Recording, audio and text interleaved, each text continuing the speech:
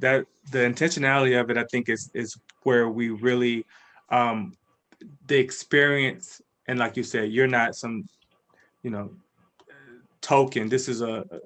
real um, endeavor that the leadership, that's important to leadership, and I commend you all for that. Thank Let's take a step back a bit and talk about just you being an attorney and sort of what led you down this path. I mean, it's, were there mentors involved? Was there someone that you saw that you wanted to emulate, or kind of how did you find yourself, studying law and wanting to study law? you. Yeah. So once upon a time, long time ago, pull your seats up, boys and girls. Gonna be a while. No. Jokes aside, the irony is that, man, I didn't, wasn't like a fourth grader, right? Saying I want to be a lawyer. I know I want to go and be a lawyer. It wasn't that for me. I want to be an actor. And realistically, that started around that fourth grade time. Sixth grade, I took my first drama class. Always been like an animated kid and loved performance, and then found that acting was such an incredible outlet. And candidly, I realized that I was blessed with, some just abilities that made me more akin to thrive in that space and never feel more alive when I'm in acting spaces. That was way into stand-up comedy in high school that I did, modeling, and you just kind of name it. And I've been very fortunate to get different opportunities in those spaces.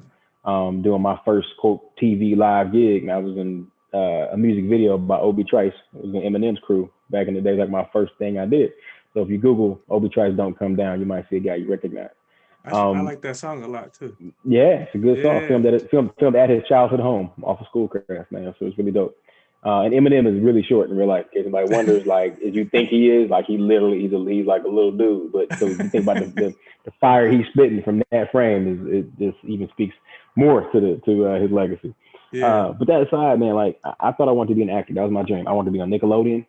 I was like, yo, I'm in high school. Put me on all that, bro. That's where I want to be. Yeah. And then I discover, entertainment. I actually heard of a thing called entertainment law, and I'd never even heard of this term. It was a concept. One of my classmates, shouts to you, ASR, Ashley Reed, man. Classmate at the time, good friend, from high school, went to undergrad together and whatnot and all that. Her dad's an entertainment lawyer, and I was like, oh, there's such a thing. And so I was like, yo, we got to talk, we got to chop it up. And so she actually was gracious enough to connect me with her dad, like way back then. We got in contact again back when I was even considering once I got into undergrad and thought law school was the play. But those conversations through him and then my dad, I was in law enforcement. My dad was in the military, Mm.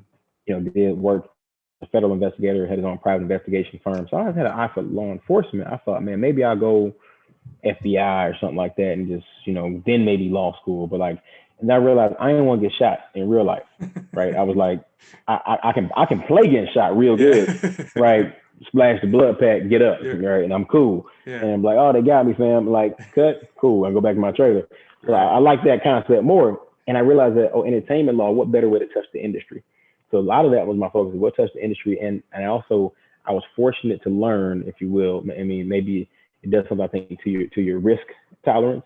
When you realize that TV and film, especially acting, is very fickle of an industry. It has nothing to do with just being the most talented, the best resume. Sometimes it's the right phase, right place, right time. Mm. And I got exposed early to the industry, became a lot of tools. So it allowed me to do something unique in both build a quote meaningful career, right, with an advanced professional degree, with a doctorate level degree, and have incredible experience in practice and day job, while simultaneously I've been able to do a lot of acting work. I've been signed with agencies for 17 years now, right? I That's mean, where awesome. I've still been able to do work here and there as it comes. Some years it's only a couple, commercial gigs throughout that year and a play or here and there. But it just depends on the flow.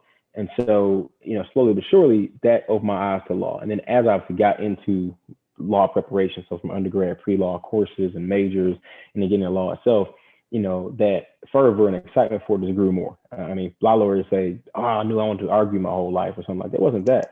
It's the advocacy piece and then realizing what advocacy really means. Mm. I think that bleeds in even the work I do today. The advocacy, Sure. yeah, courtroom is what we look at in Law and Order, and you see a show, and that's how you.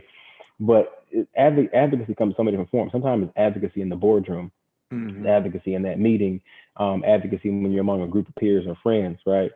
using your influence and your platform in meaningful ways. And that term advocacy, which is ironic because my mother always says to me growing up that she's my kid, right? And that that term, because I ain't gonna take it down that whole side of the story is like a very incredible birth story. My parents wrote a book about it, that wasn't supposed to be born and all that. So that I have an incredible high level of optimism and it's fed, I'm sure, from that, but that term of advocacy, right? And so that hits me so hard for the chance to use this degree in a way to help people, right? Yeah.